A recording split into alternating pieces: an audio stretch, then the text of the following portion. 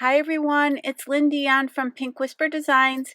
Today we're going to make a really fun little birthday card combining a couple of embossing techniques, using embossing powder and then using an embossing folder on the background. So let's go ahead and get started.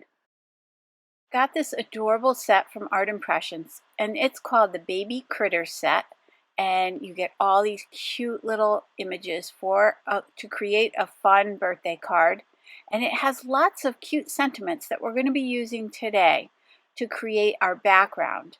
So I've got some VersaFine Onyx Black ink. I'm going to go ahead and stamp the little elephant and one of the balloons. We'll be stamping 3 balloons in total. I've got my Misty sticky mat in my Misty stamp positioner. That's just going to hold that paper in place for me. And then I'm using the Stampendable stamp press to press that out. So let's go ahead and quickly color this in. I'm starting off with the Sugared Almond Pink on the cheeks. And then I'll grab the light gray. I'll just get started with that light gray, and then we're going to add a little bit more shadowing. And so I'll be bringing in the mid gray. Now these are the Zig Clean Color Real Brush pens, so these are a water-based pen, and I'm using the Zig Blender pen to do my blending. I did want to keep him fairly light, but I also wanted to add these shadows. So I will, at the very end, you'll see that I remove some of the color. You can use the blender pen to just grab that ink off your image and remove some color. So I'm going to continue coloring that in, and then, like I said, at the end you'll see me removing some of the color from the center of his body. And here I'm removing a little bit, but I will come back to that later on. So now I've got that Sugared Almond Pink. I'm putting a little bit in the ears. I already put some on the cheeks. And then I've got the light gray and the mid gray, and I'm going to do some more blending. If you really love this set, this Baby Critter set, you could check out, I'll put a link down below to a card I did. It was a jungle scene, and I used all the critters in that particular scene, even the little bird. I used the giraffe, the elephant, the hippo, the lion. And for the background, I did kind of an ink smushing background for the sky, and it came out really pretty, very soft. So you can check that out. Again, I'll link that down below, as well as all the products I'm using today. I'll link those down below and also on my blog. And here you can see me removing some of that color from the center of the elephant. So I've switched over to purple. We're going to color in that little bow in purple. And then later on, we'll be adding a few little white polka dots to that bow. I love to add polka dots, so we'll use a white gel pen and add a little bit of interest to that bow. So I colored in the other side of the bow the exact same way. And now let's add a little bit of that purple to the hat. And then I'm switching over to the Persian green. We'll do every other stripe on the hat in the Persian green. This is really pretty, and it goes beautifully with the purple. So I'm placing the color off to the right hand side and then pulling it across that little hat. And then I'll add a little touch of that same color to the candle. And then for the flame, I'm using the yellow and the bright yellow. And I'll use those same 2 colors on the other stripe on the hat. Now I've got the yellow and the bright yellow for the frosting on the cake. And then the pale orange for the little plate that the cake is on. And then I've got the beige and mid brown to do the actual cake. And I'll just add that mid brown to each side and a little bit under the frosting, and then pull it in towards the center. Then I'm going back to the same colors we used before, the Persian green. I'll do all 3 of these balloons the exact same way, putting the color on the left and right side and then pulling in towards the center. And then just removing some of that ink at the end. Now I've got the purple. You do want to make sure you clean off that blender pen really well between colors. And you'll know that it's clean when it goes clear, so just scribble it onto some scrap paper, and when it goes clear you can switch to your next color. And then the last one will be that yellow and orange combination again.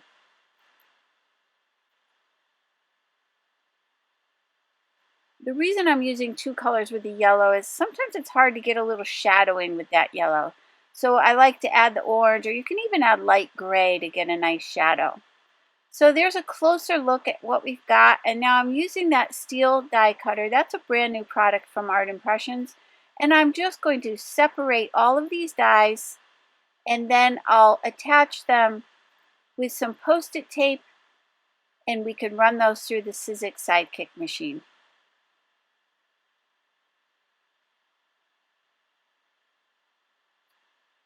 So I'll finish die cutting those other two balloons. And there is a little part here that you can poke out. These little dies are just so detailed. You can see even there's a little opening where the loop on the ribbon on the balloon is. So now there I've grabbed that white gel pen. I've added some polka dots to the little bow. And I'm adding some highlights here and there just to make everything pop out a little bit better. Now I'm also going to add some stripes to the yellow balloon, polka dots to the Persian green balloon,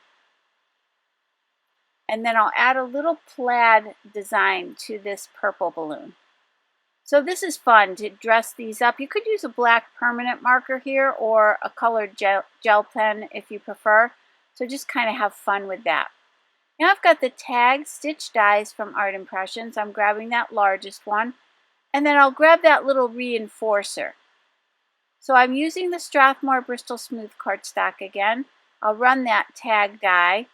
And now I want to use the images or the sentiments on my stamp set to create a background. So this is a great way to use your sentiments. I'm just going to start positioning these on the tag, and I'm just selecting which ones I like the best.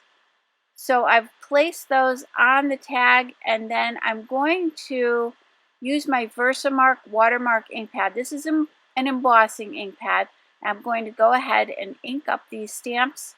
And so we'll do this in little sections. Since I don't have enough sentiments for the entire panel, I'm just going to do some small sections at a time.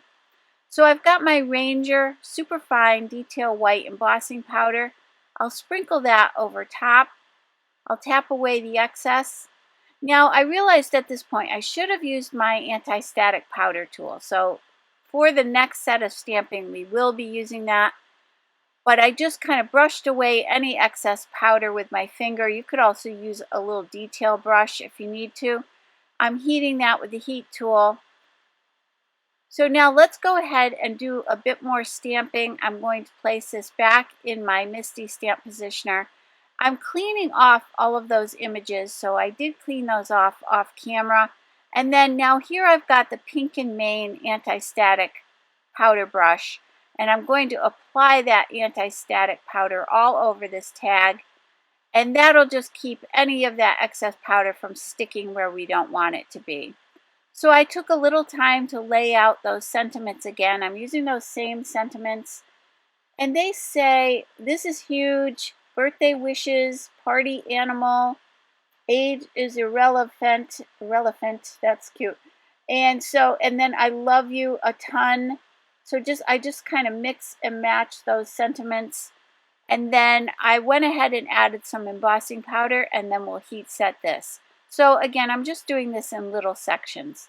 And then we just have to finish up at the top, going back to that anti-static powder tool, grabbing a few more sentiments. But again, this is a great way to use up some of your sentiments. And if you need to create a big background and you don't have a large background stamp to coordinate with your project, just use your sentiments to create one. It just gives you a lot more use for the stamps that you already have. So this is a fun way to do this. I'm just switching out that sentiment. I'll go ahead and stamp this last little piece. So we'll quickly add that embossing powder one more time, and then we can go ahead and heat set that.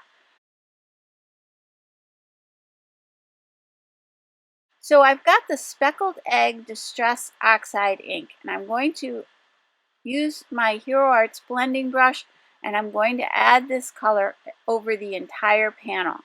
And that embossed area is going to act as a resist. So where that embossing is will not take that color. And if it does look like a little bit of color is sitting there, it's just sitting up on top of that embossed area. So we're going to grab a soft towel, you could use a paper towel, and we're just going to rub off any of that excess ink on top. And you really do need to do this because it won't dry on top of that embossing. So you want to get rid of any of that excess. So once you've buffed away that excess ink, let's grab the Easter paper pack from Art Impressions, and you can see all these beautiful papers that you get in here. And so it can be used all year round, this paper. I'm going to grab a couple different colors. I'm going to grab that pretty floral background, and then I'm going to grab this stripe to do that little reinforcer. But you can see all the beautiful double-sided papers you get in this paper pack. So for that reinforcer, I'm just going to use that striped paper. I'll quickly run that through the Sizzix Sidekick machine.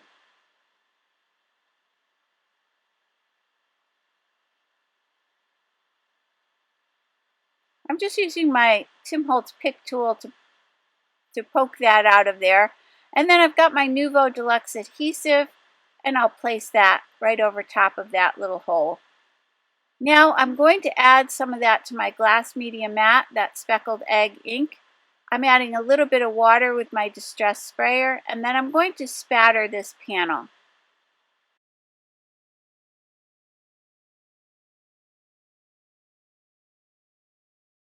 To me, it really just brings all the sentiments together and just kind of makes everything work. So now I've got a piece of Strathmore Bristol Smooth cardstock that measures 11 inches by 4¼ inches. I've scored it at 5½ inches, and I'm just using the bone folder to press out that score. So the finished card will measure 4¼ by 5½.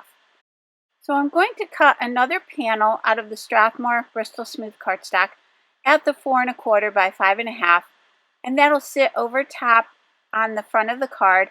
But I want to emboss this. I've got the Sizzix 3D Textured Impresslets embossing folder, and this is called the Geometric Flowers, and this is just so pretty. So I've placed my cardstock inside the embossing folder. I've got my Spellbinders Platinum 6 die cutting machine. I've got the platform and then 2 pieces of cardboard. These are just from some old notepads that I had. I'm going to just place that cardboard over top. And you want to find the sandwich that's correct for you or for your specific machine. But this seems to work well for me, so you can give this a try. You could use cardstock, just stack up a few sheets of cardstock. So again, you don't want it to go through if it's too tight.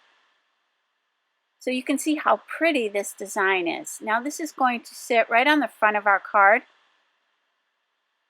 So for the tag that we're creating, I wanted to use that floral paper right at the very bottom.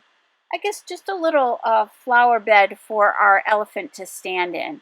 So I'm just going to cut the very bottom of this tag.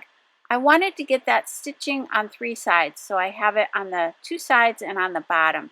And then I'm going to tear this paper, and I'm going to tear towards me. I want to get that white border along the top. I think that white will go nicely with our white embossing. So now I have that down to size. I'm going to just add some of that Nuvo Deluxe adhesive, and we can glue this to the bottom of the tag.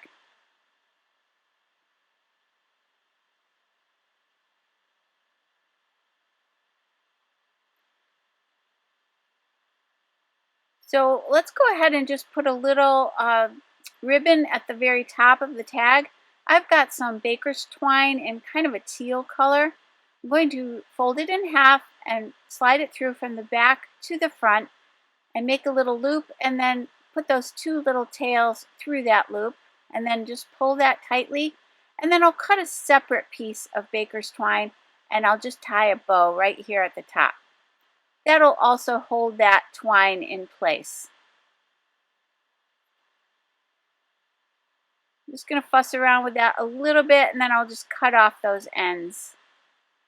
And I'll shorten up the string at the top as well. Now I've got some 1/4" double-sided tape. I'm placing it all around the back of our embossed panel.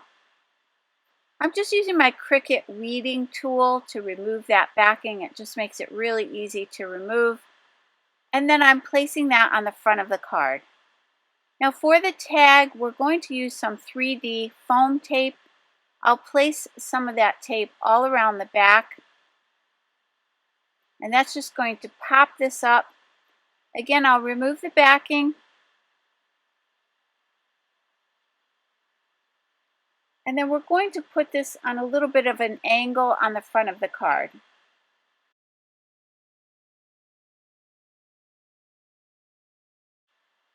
Got all our little pieces, so let's go ahead and lay out the design. So you can see I played around with that a little bit just to decide where I wanted those balloons to be. And we're going to pop up the elephant and then glue the balloons down flat. I'm just using some little foam squares. These are from scrapbook.com. Then I can go ahead and remove the backing. Again, I'm using that little weeder tool. I've been using this a lot. I really love how easy it is to take the backing off the tape. Once I have that done, I'll go ahead and pop this in place. Now we can add the balloons. And you could switch out the little elephant with the other critters in this collection. Again, there's a giraffe, a hippo, and a lion. Actually, if you wanted to make a set of birthday cards for somebody, that would be a really great way to go. Just create the same exact card and just change out the little critter. And you could give that to somebody as a gift. Just put it in a little gift basket with some stamps and a cute little pen and the matching envelopes. That would be really fun. And I've added a few sequins from the Spellbinders Color Essential Sequins. These are the teal opalescent sequins. And what's really pretty about these is they don't have the hole in the center. And they do have that beautiful opalescent shine. So let me give you a closer look at the card. And again, we're just mixing up some embossing techniques here between the embossing powder and the embossing folder. So I really hope you enjoyed today's video. If you did, please hit the like button and subscribe. And don't forget to hit that notification bell so that you don't miss a single video. As always, thank you so much for joining me today. I hope you all have a great day. Take care. Bye-bye.